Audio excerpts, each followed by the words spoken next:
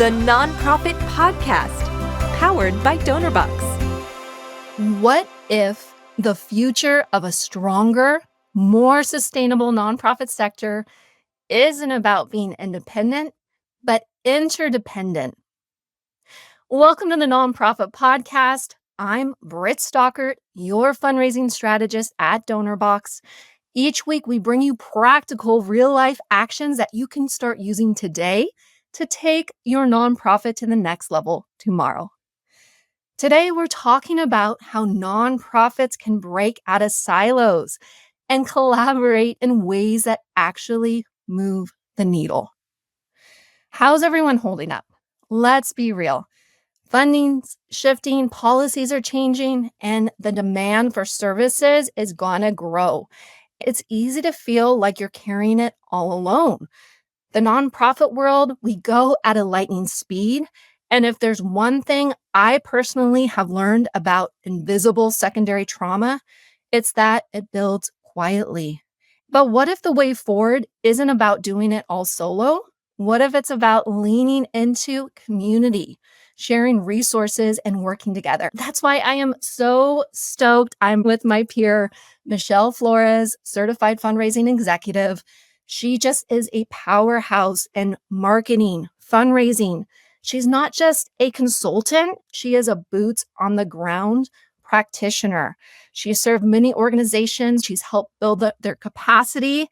And I will tell you, she is one of the boldest voices for community-centric fundraising out there. If you've seen her on LinkedIn, you know she doesn't mess around. She's not afraid to challenge the status quo and push the sector to just do better. And so today we're going to be diving into a February LinkedIn article that she posted, A Network of Mutuality and Why Interdependence is the Future of Nonprofits. We're going to start talking about how do we show up for each other in bigger, braver ways. Michelle, hey, thanks for joining the show. I am thrilled to be here, and I'm so glad we can talk more about this article because it's kind of very condensed with a lot of topics, so we can tease out some of them today.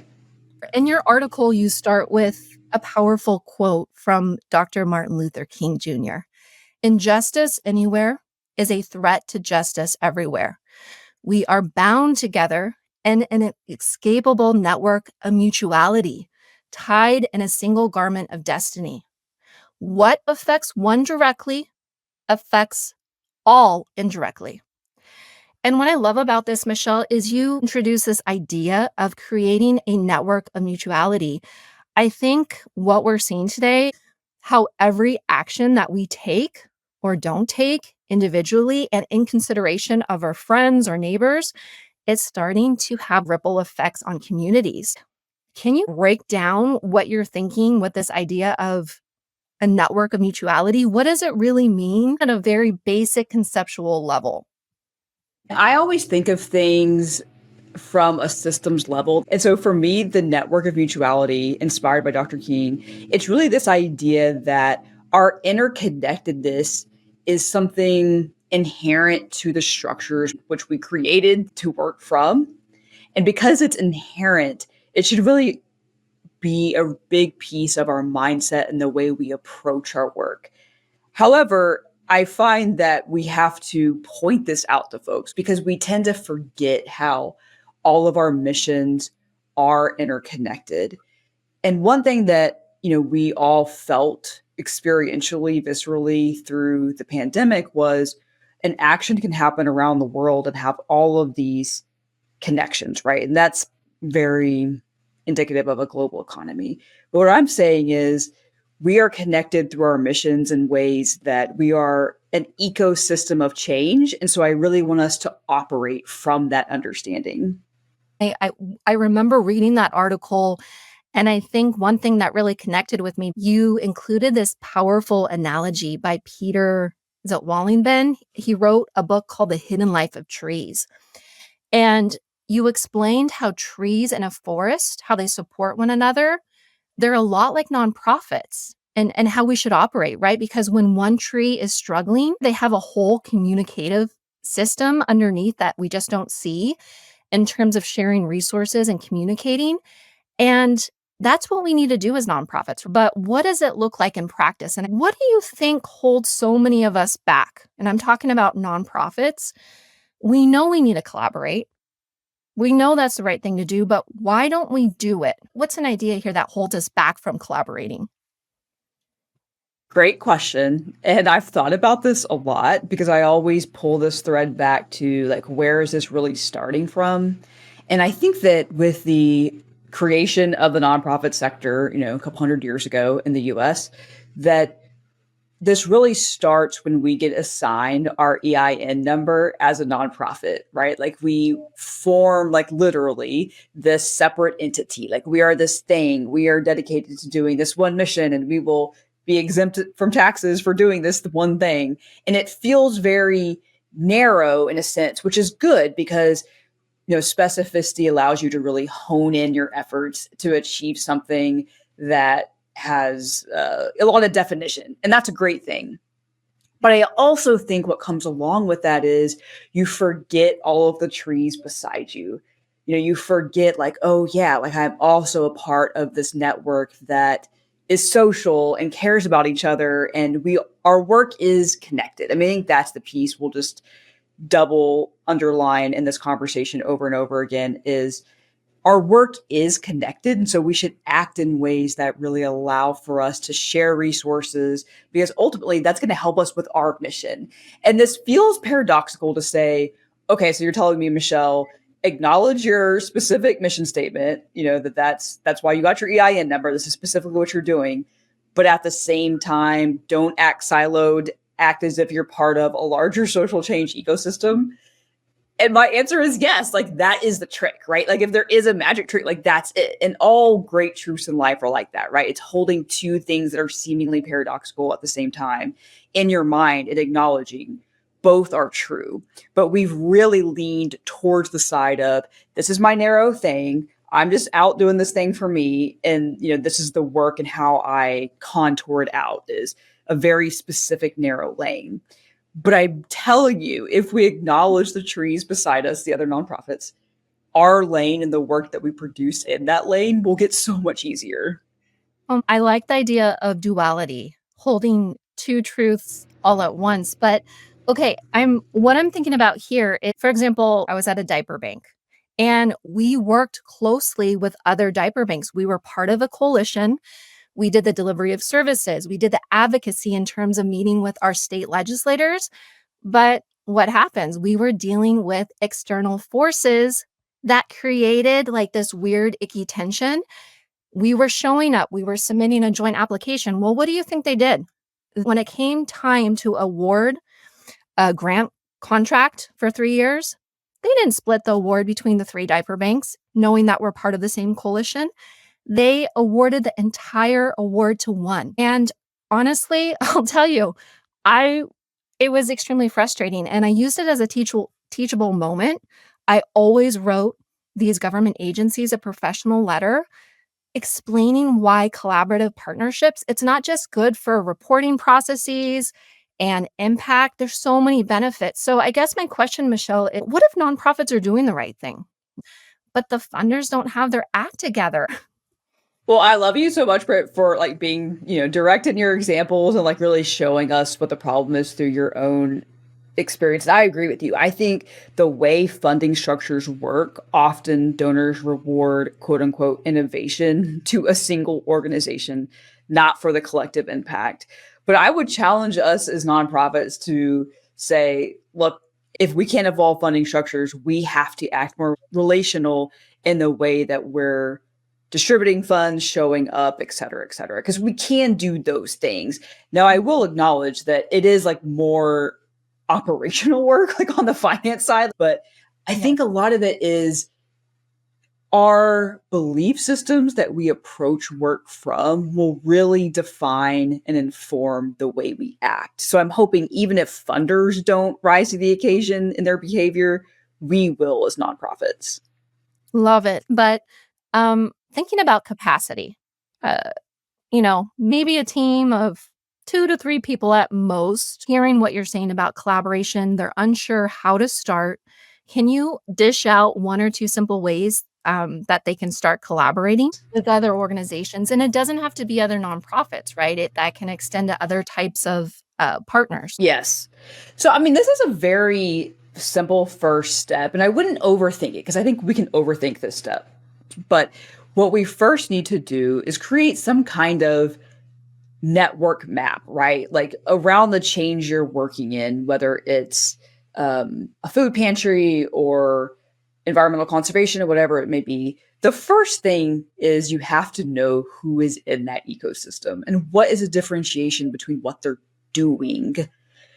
That is simply like mapping out who, like if you were trees, going back to the tree example, who is in that physical place and kind of keeping good tabs and open communication lines on what's working well, when do people need things. So I would say first, know who those people are, but also make time to not only build relationships with them, but sustain relationships. And I know that that takes time. That's one thing that's really gotten us into this fractured place that I feel like a lot of us are in is we're so busy, we don't take the time to get to know these folks in mission adjacent areas, and we don't sustain those relationships. But I would argue, though, that we don't have time not to do that. And so one quick tactical thing I would like really love to plug is I'm a big fan of Slack and other similar channels like Mighty Networks. And, remember, if you're a nonprofit, you do get a huge Slack discount, just FYI. But that's one way, like, let's leverage technology to stay in touch with folks. And so when you need something, you have people to reach out to. When they need something, they know that you're there. So that's an easy first step. What really struck me in your article, going back to feeling like we're always in this urgency crunch, is you quoted by you Akomolafe.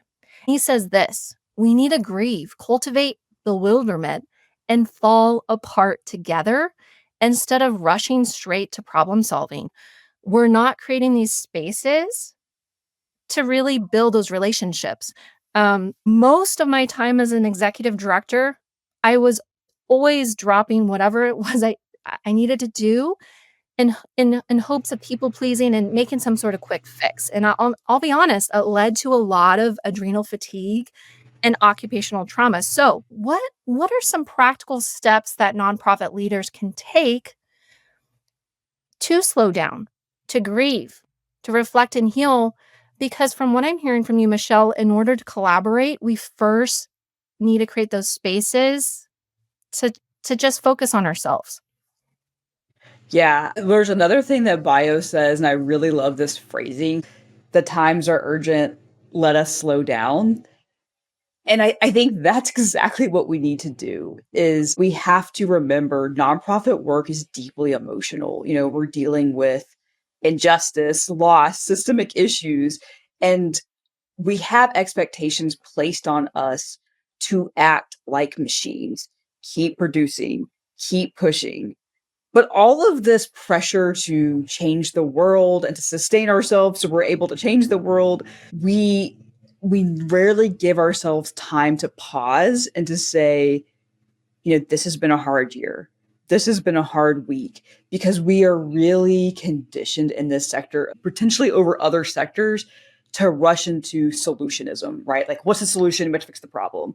And that's just who we are, right? But we have to reframe that grieving or expressing our emotions isn't weakness. It's how we process and make space for new possibilities. And so we have to hold space, name the loss and emotions we're feeling, and then moving to support each other. We skip all of those steps, but those are really the nourishment we need to get to the place we're trying to go. And I think bottom line for me is I want especially leaders to really internalize that healing and processing your emotions is a strategy. It makes us resilient and capable of doing the work for the long run. I hear what you're saying in terms of being intentional about creating space. What do you think that looks like? Is that like carving out time as like a development director on Fridays to to work on mental health, I guess that can manifest in so many ways, right? As long as we do it. Yeah. I mean, the first thing I would say is it has to look like what the trees do, right? Like what a forest does, because individually, a tree is so isolated, so susceptible to any danger or threat. But together, a forest is strong. And I think that is what we have to first do is, the networking piece, understanding who is in our orbit of mission space, right? Like we have to first do those things because when we connect to other people, we remember the more important relational aspect of all of this, the grieving aspect, the checking our emotions aspect. Like we remember that. I think it's harder to do individually. Mm-hmm. So that's my number one thing. But I will say for leaders or development directors, we have to connect urgency with sustainability. So we have to say things like, this work is too important to burn out on. If we want to show up for the long haul, we have to take care of each other. Like we have to frame reflection and healing and processing our emotions as an investment in staying effective, not a distraction from the mission. It sounds like a slight reframe, but it really is like a 180 degree, if not more, change. You're always so contemplative. You throw out amazing insights. I guess I just want to wrap it up with one quick question for you. What's one thing you think nonprofit leaders or workers should stop doing immediately? I don't know if we can stop doing it immediately because I realize like that may be hard for a lot of us, but I would encourage folks to realize how much our desire to scale an organization, meaning to increase your annual revenue year over year, influences our decision making and the way we move throughout the world. I know we can't immediately go to changing that, but I think the first thing is recognizing how much of a hold that has over us. So if people could at least reflect on that, I would be very happy. It's going to be a year of slowing down, deprogramming from, yes, this need to scale and scale quickly. So I'm all for it. I love talking to you. I wanted to ask you right before you go, where can our listeners follow you? Well, I am very active on LinkedIn. So I try to post, at least 4 or 5 times a week and share thoughts of what's kind of happening in my orbit and definitely things I think will be helpful to other people. So LinkedIn is the number one place, but you can also check out my website, which is Michelle F. Vryn. Vryn is VRYN.com. And I have a lot of other things about how to work with me hosted there. For all of you listeners, we're going to drop her website. We're going to drop her LinkedIn URL in the show notes and also a link to that LinkedIn article from February that we just talked about today. I have a challenge for all of you. I want you to take 30 seconds. Think about one prospective partner. It can be a nonprofit, a company, whatever, that you can reach out to this week to collaborate. Shoot them a quick email or a text or a DM, and I want to see where does it take you. Follow back with us, send us your story, and hey, we might feature it in an upcoming episode. Michelle, thanks for joining me. Thank you so much, Britt. You too. And thanks so much for joining us on the Nonprofit Podcast. I hope that you've left with the confidence to take a small step today that will make a big difference tomorrow. Don't forget to hit that download button. And if you're listening on YouTube, give us a thumbs up, leave a review. Your support helps others find us. You're here to help others. We are here to help you. Until next time, stay inspired. That warm feeling when you help someone, it's not just happiness, it's fulfillment. And we believe it should be available to everyone, from frontline heroes to first-time fundraisers. Our tools empower you to help others. This is our mission. This is DonorBox, helping you help others.